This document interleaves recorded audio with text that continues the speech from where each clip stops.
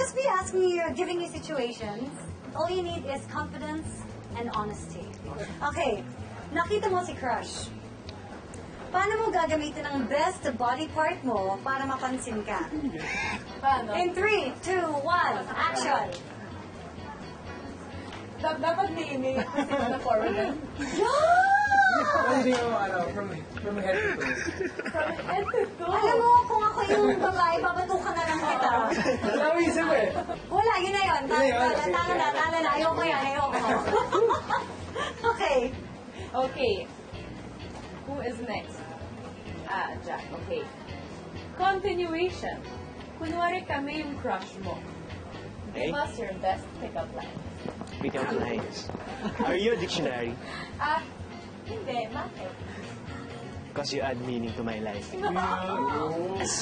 Pwede. Okay, Jeric. Yeah. Na-stranded ka sa isang island. Sinong kapuso actress ang gusto mong makasama doon maliban sa amin?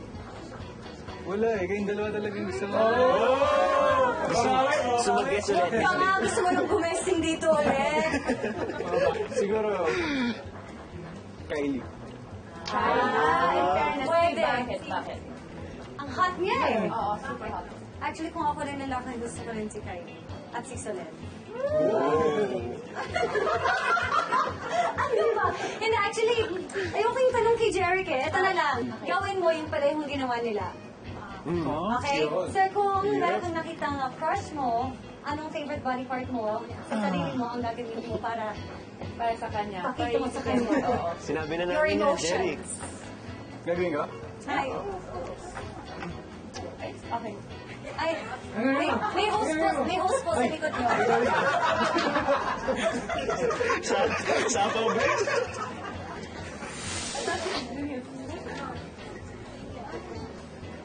Ano meron? Pwet mo? Ay! Back mo? Ano sa tingin mo magiging reaction ng babae kapag nakita niya yan? Wala lang. Tanong ko lang ha. Siguro, Ay,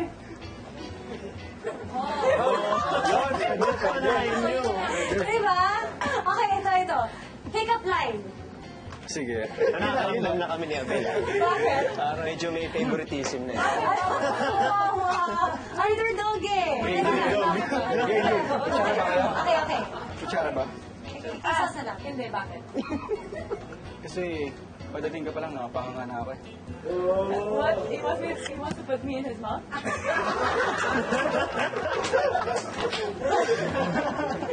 Thank you so much for being so game, guys.